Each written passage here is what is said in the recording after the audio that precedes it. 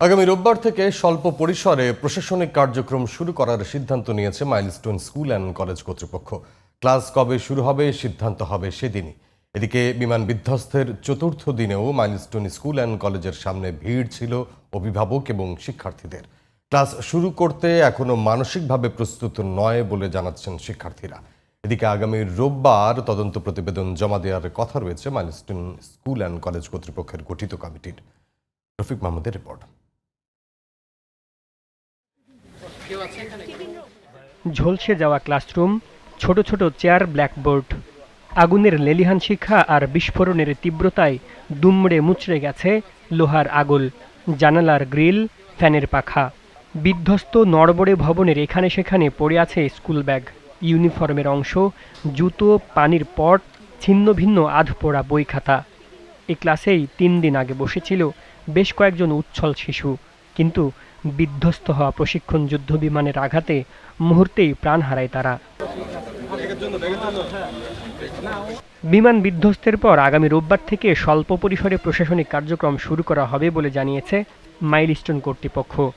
Class কবে থেকে শুরু হবে সেদিনই নেওয়া হবে সিদ্ধান্ত। ক্লাস শুরু হওয়ার খবরে ক্ষুব্ধ প্রতিষ্ঠানটির শিক্ষার্থীরা জানান, ক্লাস করতে মানসিকভাবে এখনো প্রস্তুত নন তারা। আমরা মোটেও প্রস্তুত না, আমরা সবাই ট্রমাটাইজড। আমাদের যে জুনিয়র আছে, যাদের আমরা হারাইছি, আমাদের ভাই বোন, ছোট ভাই বোন, তারা তাদের ফ্রেন্ডকে হারাইছে, আমরা আমাদের ছোট ভাই বোনদের হারাইছি। আপনারাই বলেন, আমরা কি এখন প্রস্তুত ক্লাসে প্রবেশ করার জন্য? আমরা তো প্রস্তুত না, আমরা মেন্টালি, ফিজিক্যালি কোনোটাতেই আমরা প্রস্তুত না ক্লাস শুরু করার জন্য। পরীক্ষার মাঝখানে বিষয়টা করছে, এখন আমাদের ক্লাস শুরু হওয়ার পরে পরীক্ষাও হতে পারে।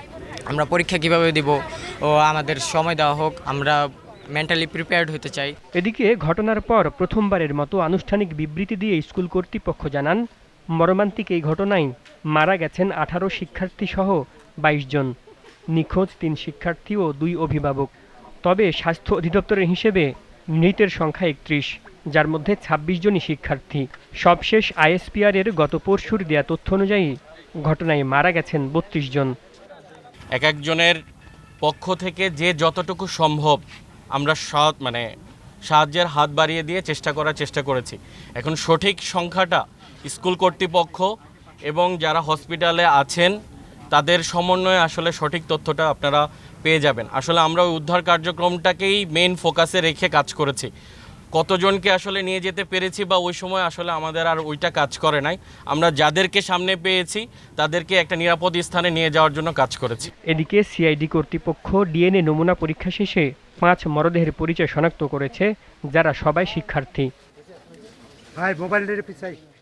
Rafiq Mahmud, GTV news, Dhaka.